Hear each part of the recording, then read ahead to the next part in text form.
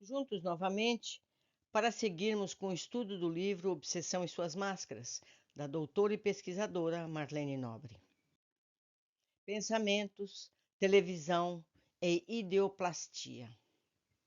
No livro Em Ação e Reação, o instrutor Silas comparou as funções da televisão às do pensamento e ressalta na radiofonia e na televisão os elétrons que carregam as modulações da palavra e os elementos da imagem se deslocam no espaço com velocidade igual à da luz, ou seja, a 300 mil quilômetros por segundo. Ora, num só local podem funcionar um posto de emissão e outro de recepção, compreendendo-se que, num segundo, as palavras e as imagens podem ser irradiadas e captadas simultaneamente, depois de atravessarem imensos domínios do espaço em fração infinitesimal de tempo. Imaginemos agora o pensamento, força viva e atuante, cuja velocidade supera a da luz. Emitindo por nós, volta inevitavelmente a nós mesmos, compelindo-nos a viver de maneira espontânea em sua onda de formas criadoras, que naturalmente se nos fixam o espírito, quando alimentadas pelo combustível de nosso desejo ou de nossa atenção.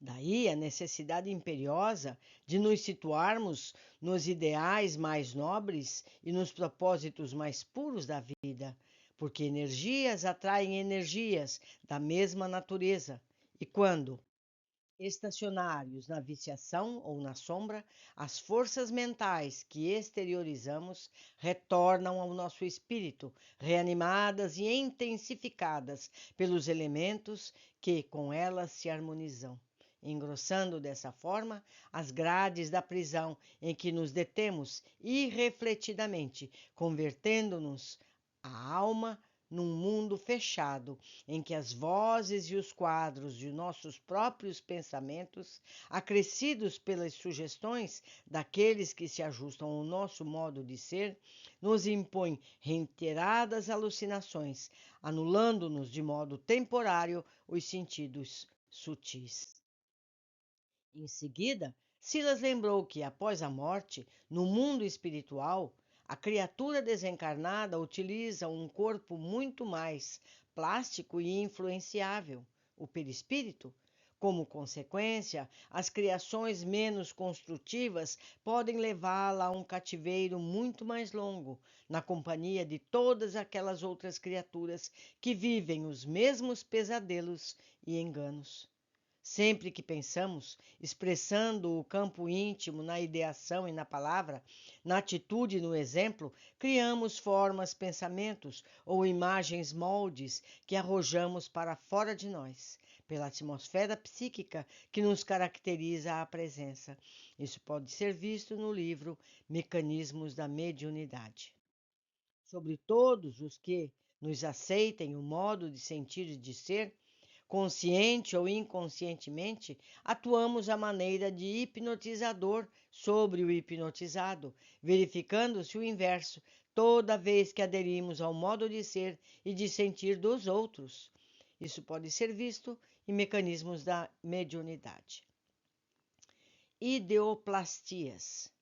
Para maior compreensão de qualquer fenômeno de transmissão mediúnica ou anímica, é importante lembrar a ideoplastia, através da qual o pensamento pode materializar-se, criando formas de duração variável, conforme o grau de permanência na onda emitida.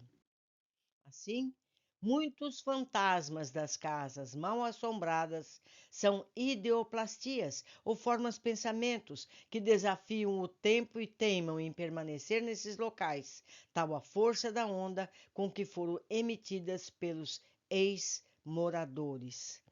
Eu detalho aqui, não são fantasmas reais, são mentais, são formas pensamento. Atentem para o detalhe. Continuando. Não se pode esquecer que a ideia é um ser organizado por nosso espírito, a que o pensamento dá forma e ao qual a vontade imprime movimento e direção, conforme ensina Albério no livro Em Domínios da Mediunidade. como as partículas do pensamento são passivas diante do sentimento que lhes dá forma e natureza para o bem ou para o mal, é fácil concluir que as ideias têm as características dos sentimentos que as produziram. Ernesto Bozano, em seu excelente Pensamento e Vontade, em sua página 5, na edição em caso, acentua: nada é tão importante para a ciência e para a filosofia como averiguar que a força do pensamento e a vontade são elementos plásticos e organizadores. Gustave Gelei ressalta também o valor da ideoplastia, afirmando ser ela moldagem viva feita pela ideia. Isso pode ser visto no livro Pensamento e Vontade. No mesmo livro, Ernesto cita Annie Besant e Leadbeater em Truth Forms. É o livro Formas Pensamento, meus amigos, que está aqui disponível para quem quiser. Podem buscar aqui no canal que vocês vão encontrar. O corpo mental, graças ao impulso do pensamento, exterioriza uma fração de si mesmo, que toma forma correspondente à intensidade vibratória, tal como o pó de licopódio, que, colocado sobre um disco sonante, dispõe-se em figuras geométricas, sempre uniformes em relação das notas musicais emitidas. Se retornarmos a que André Luiz fala sobre o tálamo, no seu capítulo 5, e também sobre as funções da epífise, no livro Missionários da Luz, em seu capítulo 2, vamos ver que o corpo mental entra em conexão com essas importantes estruturas do diencéfalo. Assim é que a epífise, ou glândula pineal, concentra e traduz as radiações mentais e depois as distribui através do tálamo. Desse modo, a mente elabora as criações que lhe fluem da vontade, apropriando-se dos elementos que a circundam, e o centro coronário incumbe-se automaticamente de fixar a natureza da responsabilidade que lhes diga respeito, marcando no próprio ser as consequências felizes ou infelizes de sua movimentação consciencial no campo do destino. Isso está no livro Evolução em Dois Mundos. Bozano ressalta que as formas pensamento podem ser observadas através das fotografias, uma vez que elas podem impressionar a chapa. O coronel Albert de Rochat obteve várias dessas fotos em experiências com a médium Eusápia Paladino, relatadas nos Anales de Ciências Psíquicas, em 1908. Isso está nos anais citados por Bozano. Hernani Guimarães Andrade, em artigo na Folha Espírita, relata as pesquisas desse tipo de sensitivo, TED sérios, realizadas pelo parapsicólogo J. Eisenbud, dos Estados Unidos. TED sérios fixa a objetiva de uma câmera Polaroid e, ao mesmo tempo, pensa intensamente em uma dada imagem.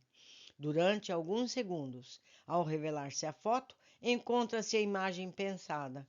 No mesmo texto, Andrade relata as investigações feitas também por Eisenbud e pelo casal Walter e Mary Jo Upfroth. Perdoe-me, por favor, a pronúncia.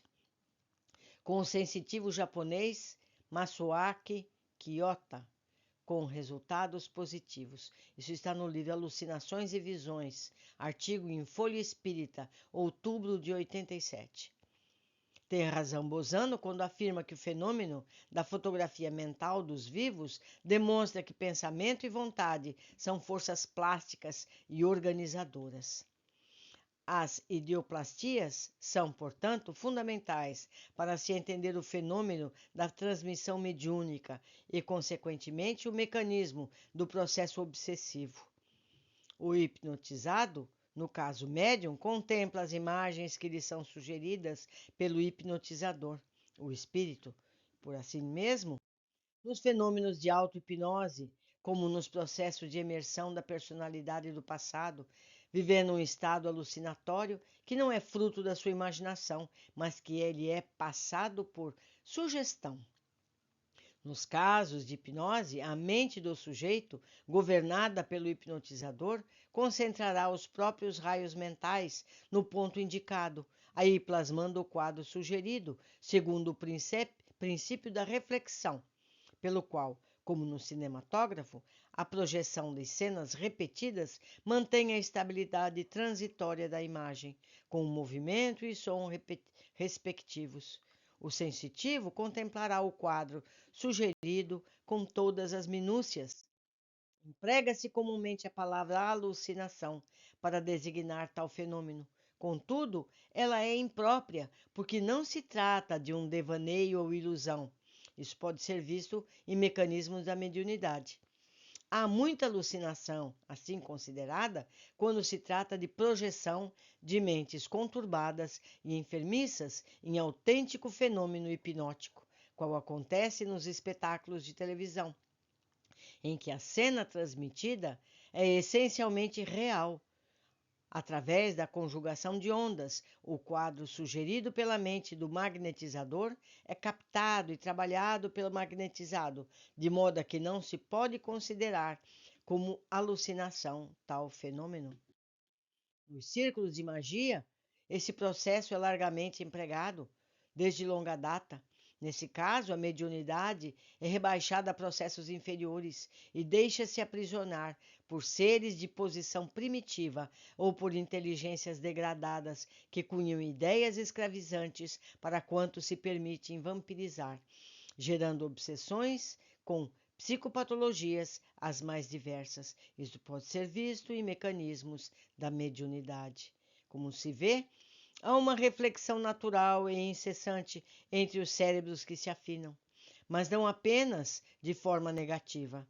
Desde tempos imemoriais, os espíritos superiores transmitem às humanidades da Terra, tanto encarnadas quanto desencarnadas, as, as ideações progressistas, as noções de civilização mais apurada. Foi assim que essas mesmas entidades superiores, em contato com as tribos encarnadas do Paleolítico, transmitiram noções que, aos poucos, foram se concretizando no solo do planeta, disciplinando as criaturas, indicando caminhos a serem palmilhados. O que vale dizer que o progresso orientado consoante o princípio de ordem que vige em todos os caminhos do universo. Pela reflexão das ideias, surge assim, entre as duas esferas, entranhado circuito de forças. E pode ser visto no livro Evolução em Dois Mundos, que lembro mais uma vez, está lido e comentado aqui no canal. Foi um prazer a companhia de vocês. Eu os aguardo no próximo capítulo.